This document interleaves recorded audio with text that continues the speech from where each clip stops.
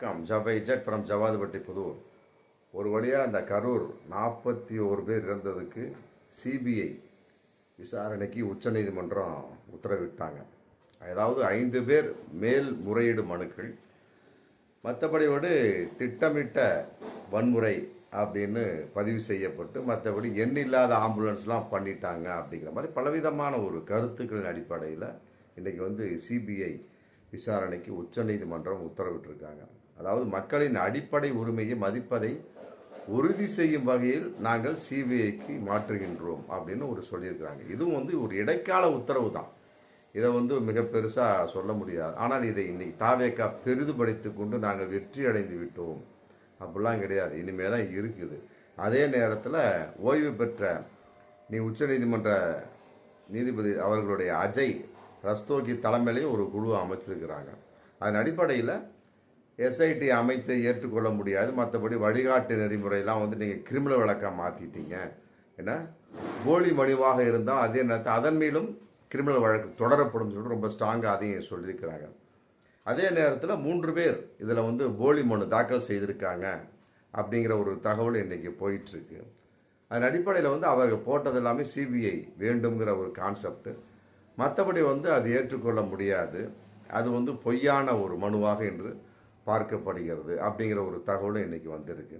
அதே நேரத்தில் அந்த சிபிஐ வழக்கு வேணும்னு சொல்லி போட்டு 3 பேர் சொன்னாங்க பார்த்தீங்களா, அது உண்மையிலே போலியாக இருந்தால் யார் அதற்கு தூண்டுதலாக இருந்தார்களோ அவர்கள் மேலும் கிரிமினல் வழக்கு, மற்றபடி சிறைச்சாலைக்கு செல்லப்படும், தீர்ப்பு சொல்லப்படும், தண்டனை நிறைவேற்றப்படும் அப்படிங்கிறது மிகப்பெரிய ஒரு விஷயமா போயிட்டு. அதன் அடிப்படையில் தாவேக்கா யாரெல்லாம் அந்த 3 பேர், குறிப்பாக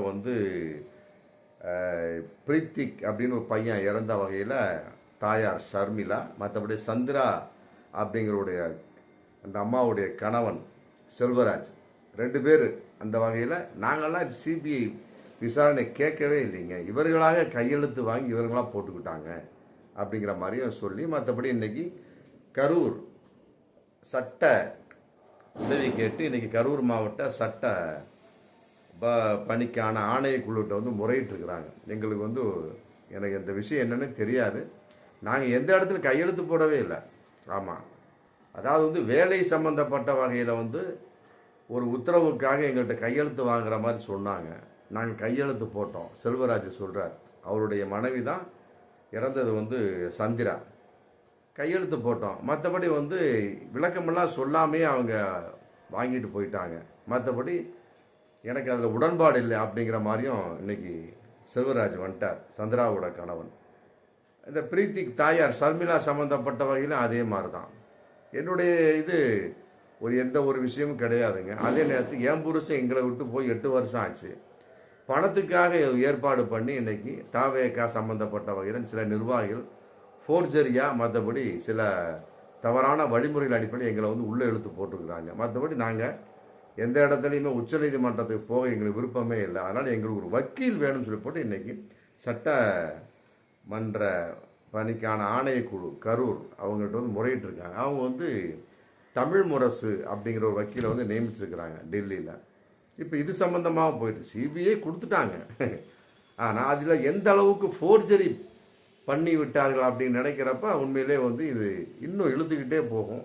ரெண்டாவது இது இடைக்கால உத்தரவு தான். அநேகமாக இது நிரூபிக்கப்படுச்சு அந்த ரத்து செஞ்சுருவாங்க. சிபிஐ கூடாதுன்னு கூட ரத்து செய்ய வாய்ப்பு இருக்குது. அது ஒரு சூழல் இன்னைக்கு போயிட்டுருக்கு. அதன் அடிப்படையில் தாவேக்கா நிர்வாகிகளுக்கு இன்னைக்கு புளியை கரைத்து கொண்டிருக்கிறது அப்படின்னா சொல்ல முடியும். ஆதவ் அர்ஜுனாவுடைய ஒரு நிலைப்பாடு, நாங்கள் டெல்லிக்கு போனோம், மற்றபடி 16 நாள் கொண்டாட்டத்து 16 நாள் காரியத்துக்கு பின்னால் நாங்கள் முடிவெடுக்கலாம்னு இருந்தோம். அதன் அடிப்படையில் நான் பிறப்பிட்டு வந்தது அவரு சொல்கிறாரு. 16 நாள் ஒரு மனுஷன் காரியத்துக்காக வெயிட் பண்ணக்கூடிய அளவுக்கு அந்த 41 குடும்பமும் மீண்டும் அதில் ஏதாவது ஒரு மரணம் ஏற்பட்டிருந்தால் இந்த ஆதவ அர்ஜுனா ஏற்றுக்கொள்வாரா? எப்படிப்பட்ட அப்பட்டமான ஒரு பொய் பாருங்க. எல்லாத்தையும் டெல்லிக்கு போய் செட் பண்ணி வச்சு யாரையெல்லாம் பிடிக்க வேண்டுமோ, ஆமாம், குறிப்பாக ஆண்டு கொண்டிருக்கிற பாஜக உள்ளீர் இருப்பதாக மிகப்பெரிய ஒரு தகவல், எல்லாம் காசு கொடுத்து என்ன பண்ணணுமோ பண்ணி ஏற்பாடு பண்ணி அங்கே 16 நாள் இந்த உச்சநீதிமன்ற முறையீடுக்காக பணியாற்றுகிறார். கேட்டால் 16 நாள் காரியத்துக்கு பின்னால் நாங்கள் வந்து வாயை திறக்கலாம் என்று இருந்தோம். 16 நாள் காரியங்கிற அளவுக்கு அந்த மரியாதை உள்ள நபர் வந்து தாவேக்கா கொடியை அரைக்கம்பத்தில் பறக்க விட்டாரா? 41 பேர் சேர்ந்த சம்மந்தப்பட்ட வகையில் ஒரு அஞ்சலி செலுத்தினார்களா? Right, okay. அதுதான் அந்த சரஸ்வதி பூஜை, ஆயுத பூஜை எதுக்காக கொண்டாடுனீங்க? ஒரு வீட்டில் ஒரு நபர் இறந்தாலே போதும். ஆமாம், அடுத்த வருஷம் வரைக்கும் எந்த ஒரு கொண்டாட்டமும் இருக்காது. இதான் வந்து இந்து மத கலாச்சாரம். இது ஆதவ அர்ஜுன், அவர் கிறிஸ்டின், அவருக்கு தெரியாமல் இருந்திருக்கலாம். ஏன் விஜய் கிறிஸ்டின் தான், அவருக்கும் தெரியாமல் இருந்திருக்கு. ஏன் புஷி ஆனந்துக்கு தெரியாதா? நிர்மல் குமாருக்கு தெரியாதா? மதியழகனுக்கு தெரியாதா? ஏன் சொல்லியிருக்கலாம்ல? அடுத்த நாளே ஓடினது ஓடிட்டாரு விஜய். அது அப்புறம் மற்றபடி அடுத்த நாள் வந்தோம். மற்றபடி அது இன்னும் சொல்லப்போனால் போலீஸார் வந்து நீங்கள் இந்த வட்டத்துக்குள்ளே இருக்க வேணாங்க, பக்கத்தில் திருச்சியில் கூட ஒரு மாவட்டத்தில் இருப்பாங்க, அங்கே இருங்க, பக்கத்தில் ஒரு இதுக்கு மாவட்டத்துக்கு போயிருங்க, அப்படி தான் சொல்லியிருக்கிறாங்க. இவங்க அப்படி இல்லை, இதான் சாக்குன்னு சொல்லி போட்டு ஒரே ஓட்டம் ஓடிட்டார், சென்னைக்கே ஓடிட்டார். சென்னைக்கு போங்கன்னு எந்த ஒரு போலீஸாரும் சொல்லவே இல்லை அப்படிங்கிறத இன்னைக்கு தகவலாக வந்துக்கிட்டு இருக்கு. பக்கத்தில் இங்கே இருக்க வேணாம், பக்கத்தில் போங்க, பக்கத்தில் போய்கிட்டு ரூம் போட்டு தங்குங்க, திருச்சி கூட தங்குங்க அப்படின்னு சொல்லிட்டு சொல்லியிருக்கிறாங்க. இந்த அளவுக்கு மிகப்பெரிய ஒரு பொய்யின் வெளிப்பாடாக இன்னைக்கு ஆதவ் அர்ஜுனாவுடைய நிலைமை வந்து ரொம்ப ஒரு கீழ்த்தரமான ஒரு நிலைமை. எப்படியோ உச்சநீதிமன்றம் சிபிஐ கொடுத்துட்டாங்க. இதெல்லாம் பார்க்கின்ற பொழுது அவருடைய சொல்லக்கூடிய அந்த 16 நாள் காரியங்கிறது எந்த அர்த்தமுமே கிடையாது. ஆமாம், சரஸ்வதி பூஜை கொண்டாடியாச்சு, எல்லாம் அந்த அந்த எந்த ஒரு பிரச்சார வேன் வந்து ஒரு மிகப்பெரிய ஒரு ஆபத்தை அந்த சாட்சியாக இருந்தது. அந்த இதுக்கே ஃபுல்லாக பூஜை போட்டு ஜம்முன்னு. ஆமாம், இந்த பொழப்பில் அவர் வந்து 16 நாள் காரியமா எப்படியெல்லாம் ஒரு இத்தனைக்கும் கூடைப்பந்து போட்டிக்கு போனார் இல்லையா உத்தரகாண்டுக்கு, அதை கலந்து கொள்ள முடிந்ததா? இந்த நிலைமையெல்லாம் பார்த்துட்டு அங்கே உள்ள முதலமைச்சர் கலந்துக்கவே கூடாது அப்படின்ட்டார், செருப்பில் அடித்தால் போன்று. சரி, திரும்பி வர வேண்டியதானே? அது வந்து பேசுகிறாரு, யாருமே பேசலை. அந்த செல்ஃபோனில் அப்படியே பேசிக்கிட்டே போகிறேன், அதையும் வந்து வீடியோ போட்டிருக்கிறாங்க. ஒன்றுமே கிடையாது, செல்ஃபோனே பேசலை, எந்த ஒரு இதுவும் கிடையாது. அந்த மாதிரிலாம் ஒரு மிகப்பெரிய ஒரு ஃபோர்ஜரியாக வந்து ஆதவ் அர்ஜுனாவுடைய நிலைப்பாடு இருக்குது. ஆமாம், இது வந்து நாளடைவில் தாவேக்காவுக்கு மிகப்பெரிய இழுக்காகத்தான் அமையும். ஆமாம், இதை வந்து விஜய் வந்து எந்த அளவுக்கு நம்புகிறார் என்பதெல்லாம் விட இதற்கு விஜய் உள்ளீடு தான். விஜய் உள்ளீடு, புஷி ஆனந்த் உள்ளீடு, நிர்மல்குமார் இவர்களுக்கெல்லாம் தெரியாமலா இருந்திருக்கலாம். கடலுக்குள்ள ஏதோ ஒரு போட்டில் தங்கியிருப்பதாக புஷி ஆனந்த் தகவல். ஆமாம், இன்றைக்கி அவர் வெளியே வந்துட்டார். வெளியே வந்து அதான் சிபிஐ விசாரணை ஒன்று, அவர் டக்குன்னு வெளியே வந்து இன்றைக்கி விஜயும் பார்த்தாச்சு. விஜயம் பார்த்துட்டு நார்மலாக போயிட்டார். மற்றபடி போலீஸார் என்ன பண்ண போகிறாங்க அப்படிங்கிறதெல்லாம் எல்லாமே ஒத்தி வைக்கப்பட்டாச்சு, முடிஞ்சு போச்சு. எந்த ஒரு விசாரணை எல்லாம் ஒத்தி வைக்கட்டார். ஒரு நபர் விசாரணை ஒத்தி வைப்பு, அஸ்ரா காக் அவருடைய விசாரணை ஒத்தி வைப்பு அப்படிங்கிறப்ப இன்றைக்கி அப்படியே சுதந்திரமாக புஷியான செல்கிறாரா அப்படிங்கிறது தெரியல. இருந்தாலும் முன் ஜாமீன் பெறப்படவில்லை அப்படிங்கிற ஒரு மிகப்பெரிய ஒரு கூற்று இருக்குது. என்ன அடிப்படையில் வந்து போலீஸார் நடவடிக்கை எடுக்க போகிறார், குறிப்பாக தமிழ்நாடு அரசு என்ன நடவடிக்கை எடுக்க போகிறது எல்லாம் வரும் காலங்கள் தெரியும். என்றாலுமே கூட சிபிஐ பொறுத்த வரைக்கும் எந்த ஒரு பலனும் இல்லை அப்படிங்கிற ஒரு தகவல் இன்னைக்கு போயிட்டுருக்கு. மாநில உரிமைங்க அது, நம்ம இது மாநில உரிமை, தன்னாட்சிக்கு எதிரானது சிபிஐ. இங்கே உள்ளவங்களாம் காவல்துறை கிடையாதா அப்படிங்கிற மிகப்பெரிய ஒரு தகவல் இன்னைக்கு போயிட்டுருக்கு. அதாவது சிபிஐ விசாரணை என்பது மிகப்பெரிய ஒரு அவமானம் அப்படிங்கிற ஒரு கருத்து இன்னைக்கு போயிட்டுருக்கு. அதே நேரத்தில் தமிழ் காவல்துறை என்ன குறை இருக்கு? எந்த குறையுமே கிடையாது, அவங்க கரெக்டாக தான் பண்ணிட்டு இருக்காங்க. முடியாத பட்சத்துக்கு நீங்கள் தமிழ்நாட்டில் இருந்து கொண்டு தமிழ்நாட்டு காவல்துறையை நம்பவில்லை என்றால் இவர் எதற்கு தமிழக முதலமைச்சராக ஆசைப்பட வேண்டும் அப்படிங்கிற கருத்தும் விஜய் நோக்கி இன்னைக்கு போயிட்டு இருக்கு. அதெல்லாம் புரியணும். பிறப்புக்கும் எல்லா உயிருக்கும் அப்படிங்கிறாரு. சிபிஐ வேண்டும், தமிழ் காவல்துறை வேண்டும். அப்புறம் எதுக்கு நீங்கள் தமிழக காவல்துறை மேலே ஒரு இது நம்பிக்கையற்றா? அப்போ நாளைக்கு முதலமைச்சராக வந்தால் தமிழ்நாட்டு காவல்துறை நம்ப மாட்டீர்களா? அப்போ தமிழக மற்றபடி அமலாக்கத்துறை, வருமானத்துறை, நீதித்துறை, மத்திய புலனாய்வுத்துறை எதையுமே நம்ப மாட்டீங்களா? சிபிஐ மட்டும்தான் நம்புவீங்களா? இத்தனை இருக்கேன்.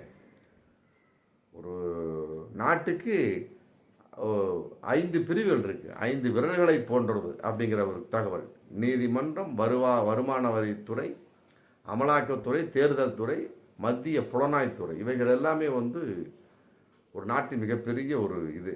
இவைகளெல்லாம் விட்டு போட்டு சிபிஐ தான் எனக்கு வேணும்னா அப்போ முதலமைச்சராகக்கூடிய அளவுக்கு வரக்கூடிய அந்த ஆசை உள்ள ஒரு நபருக்கு இந்த அளவுக்கு அவன் நம்பிக்கை இருக்குன்னா அப்புறம் என்ன இருக்கு? ஒன்றுமே கிடையாது. அப்போ இவர் எதை பிற்காலத்தில் நம்ப போகிறார்? அப்போ நாளைக்கு சிபிஐ கூடாதுன்னு சொல்லக்கூடிய அந்த வாய் விஜய்க்கு வருமா வராதா? வந்தால் அவர் என்ன செய்யலாம் அப்படிங்கிற கேள்வி இன்னைக்கு போயிட்டு இருக்கு. அதே நேரத்தில் சிபிஐ விசாரணை என்ன கிடைத்தது? ஒன்றுமே இல்லை. மிகப்பெரிய ஒரு தகவல்லாம் கிடையவே கிடையாது. இது காவல்துறைக்கு ஏற்பட்ட, குறிப்பாக தமிழக காவல்துறைக்கு ஏற்பட்ட விஜய் இழைத்த அவமானம். அதைத்தான் நம்ம கருத முடியும். ஆமாம். அதே நேரத்தில் இந்த மாதிரி ஒரு சூழல் இருக்கக்கூடிய சமயத்தில் விஜயினுடைய இந்த நிலைப்பாடு சிபிஐக்கு மாற்றி இருக்கலாம். மற்றபடி இது தமிழகத்தையே அவமதித்ததாகவும் கருத முடியும். எந்த ஒரு அஞ்சலி இல்லை, ஒரு மன்னிப்பு இல்லை, ஒரு சாரி இல்லை. ட்ரம்ப் வர்ற மாதிரி, புதின் வர்ற மாதிரி மிகப்பெரிய ஒரு பாதுகாப்பு வேணும். எத்தனை கோடி செலவு. இவையெல்லாம் விஜய் கொடுத்து விடுவாரா? என்னங்க ஒரு சாப்பாடு இன்னைக்கு என்ன இது இருக்கு? காவல்துறைக்கு எவ்வளோ அவங்களுக்கு படியெல்லாம் கொடுக்கணும், சம்பளம் கொடுக்கணும். எந்த ஒரு முன்னெச்சரிக்கையும் இல்லாமல் இந்த இந்தியாவில் கட்சி நடத்தி கொண்டிருக்கிறார் என்றால் பல பேர் இருந்தால் முக்கிய நபர் விஜய். ஆமாம், உண்மையிலேயே முன்னெச்சரிக்கை இல்லாத ஒரு கட்சி, ஒரு தன்னம்பிக்கை நபர் இல்லாத ஒரு தலைவர் உள்ள ஒரு கட்சி. மற்றபடி தொண்டர்கள் இனிமேல் நம்ப முடியாத ஒரு கட்சி. அதான் தாவேகா. பார்ப்போம் மீண்டும் அடுத்த வீடியோவில். நன்றி.